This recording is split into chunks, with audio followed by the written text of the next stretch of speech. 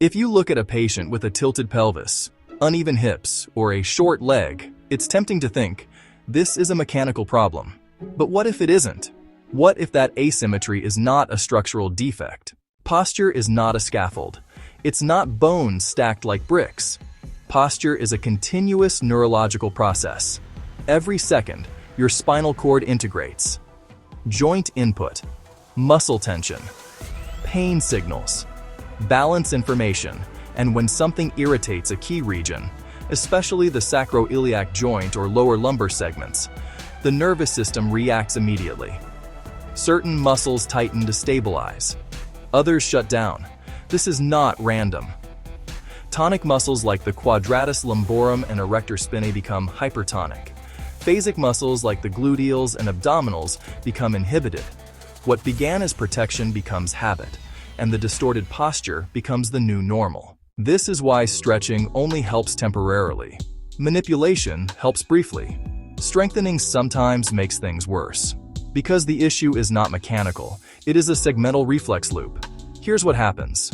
Joint or periosteal irritation activates pain fibers. Spinal reflex circuits increase stabilizing muscle tone. Antagonists are inhibited. Proprioception changes. The brain accepts the distortion as normal. Once established, this loop maintains itself. That's why patients often say, "I felt straight for a day, then it came back." The nervous system restores the old pattern. This is where segmentopuncture changes the paradigm.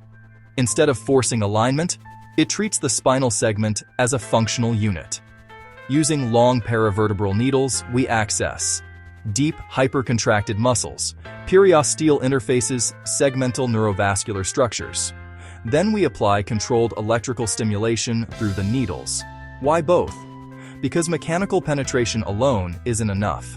Electrical stimulation alone isn't specific enough. Together, they directly influence the pathological reflex arc. Clinically, the effect can be striking. Muscles resistant for months relax within minutes. Pelvic asymmetry reduces without force. Tone equalizes. It looks like mechanical correction, but it's actually a neurophysiological reset. One structure is often ignored in chronic postural pain. The periosteum. It is densely innervated, deeply connected to segmental reflex circuits, and highly reactive. When periosteal zones near dysfunctional segments are stimulated, pain signaling decreases, sympathetic overactivity reduces, microcirculation improves. Patients often describe warmth, spreading lightness, or release. Many so-called leg length discrepancies are not structural. The bones are equal. The difference comes from asymmetric muscle tone and segmental rotation. When the reflex tension is released, the leg length normalizes. No traction. Pelvic distortion is not something out of place. It is a snapshot of a nervous system protecting a segment for too long. Segmentopuncture works because it speaks directly to that system, at the level where posture is decided, not where it is merely expressed. In that sense, it is not a technique of correction. It is a technique of permission.